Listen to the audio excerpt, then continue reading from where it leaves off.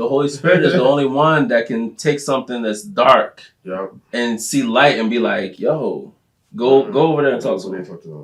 The Adjust Your Lenses podcast is back. And this time, it's a collab between my brother, Donovan, and I.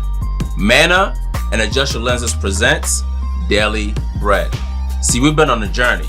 And what we want is for you to come on the journey with us. Get ready. Fasten your seatbelts. Come break bread with us. Witnesses, man.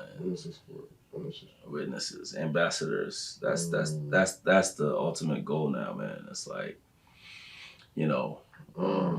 by the grace of God, man, whatever we do, we'll do it to the glory of God. Yeah. And the good thing is that, at my church, we've been doing a series on the Holy Spirit for the last 4 weeks. And I think that even I have kind of been so I'm hyper focused on and hyper vigilant on Jesus, right? And rightly so. Sure. But Jesus himself said, bye. See ya. The Holy Spirit is going to be here. My work is done. I did it in the beginning. I killed the lamb. I shed the blood. I covered you. You didn't get it. Now I've come and I've actually lived it out. Now there is no more, I don't get it. I even left you with a name that you can call on. So it's over. But now the Holy Spirit is here. And it's the Holy Spirit. So you were talking about them people, like the animals coming to knowing where the water is. Yeah. That's the Holy Spirit. It's Holy Spirit, though. It's real. It's good. The Holy Spirit is the only one that can take something that's dark and see light and be like, yo, go over there and talk to me. The craziest thing, though. It's the nuttiest thing, which tells us how much of the Holy Spirit do we ignore. It's good. The other day I was at this place where I go to do work and study and stuff like that. Because when I be home, I'll be like, I need to do laundry. I need to go get a snack. I need to clean the kitchen. I need to do the dishes. I need to mop the floor. Right? I need to go run these errands. And that's what happens. So I go to this place to go work, and this man, anyway, he sits down, and I'd seen him before, and I felt like the Holy Spirit nudged me to speak to him, so I engaged him and talked to him, right? But then the conversation didn't really take off, and this was probably a couple months back. So this time around, he sits, and let's say I'm sitting right here, he sits over there. So I seen him or whatever case may be, but at this point I'm like, I gotta do my work. I gotta do my work. I got too much work to do. You know what I'm saying? Whatever, right? So I gotta do my work. So he moves from his seat and sits in this chair in front of me. I was about to say, I said no. So I'm like, all right. I'm like, well, I have two options. I can either stop my work, which I'm already behind, right? I'm behind, so I got to get this work done. And I can talk to this man. I don't know how long it's going to take, or I could do my work. And I felt like something was contending with me. Yeah. You know what I'm saying? Because that's the enemy is going to contend. Going to contend with you. Be like, oh, did he really say that? Did God say? Yeah. It's the same trick from the beginning. Did God say? Right? Did God say? So it's I'm looking at him, kind of trying to peep him, but I'm also trying to focus on work, right? Because I was running late that morning and everything like that. So it's kind of one of those things. And I remember I stopped for a second, and I was like, Lord, if you want me to talk to this man, I'll talk to him. I'm not even trying to trip. You know what I'm saying? This is what it is. And I just waited for a minute just to see if I heard anything, and I didn't. So I let it go. But I get the sense, because this is not the first time I've seen this man. This is the fourth time that God is like, hey, I'm sending him to you for a reason, right? to talk to him for a reason. And I think part of what we as believers have to know is that like the Holy Spirit's work in us is to experientially get us to a place where we need to get to, where we have that confidence. You know what I'm saying? Like what you just did, bro, is amazing. There's a reason why, like, God has sent you to a lost population for a reason, to target an issue for a reason, right? God is not like, you know what I'm saying, you're a fisher of men now. So God has sent you, and he's also giving you glimpses of the future. He's trying to show you, like, there's a bigger picture and a bigger plan than what it is that you're even experiencing now. Right? And I think the key is, do you remain steadfast here, no matter what it looks like? What if they send you to go back and tend sheep? Yup, that's real. Yup, that's real talk. You know what I'm saying?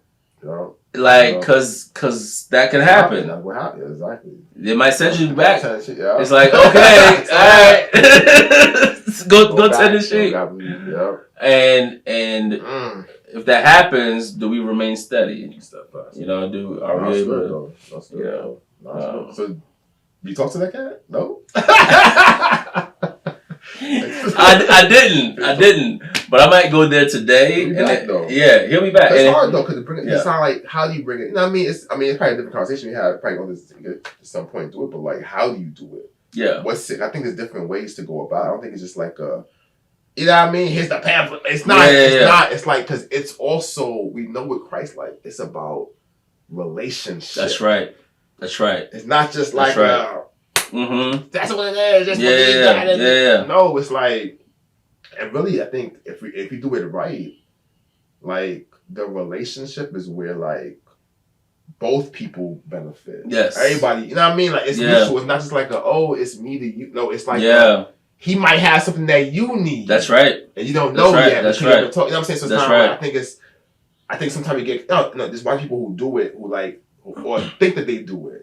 From evangelist, like, nah, like it's are you building relationships with people? Not just here's the thing, and then like you bounce and you did you you know what I mean? Did anything develop between the two? So I think that's also important. And I know for me, I meet people like I'm trying to figure out how can I build a relationship with them. That's and sometimes relationship might be for a season, which is fine. Yeah. But it could be like a long term. You know what I'm saying? But like it's not just a moment and like and then poof, you disappear. And poof, and like, okay, like he got it. Nah, like it could be more than that. I think God really is intentional. I think God really is trying to build that. You know what I mean? Yeah. Like he wants people to really build. You know what I mean? Yeah.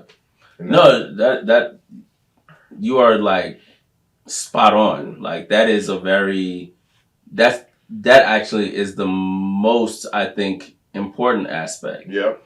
Because, like I said before, I was a backslider. So people backslide, especially in these days and times that we're living in, bro. Please, like it's so easy. It's easy, bro. So easy, right? And you know, just the news alone will depress you enough to be like, I think I might just go find this worldly peace. You know, and I'm not saying that to be like facetious. I'm being serious. Like people are genuinely being depressed off of the news. Like, and so it's one of those things where I think, it's wild. Like, it's crazy. But I think it's one of those things genuinely where Christ's example was relationship.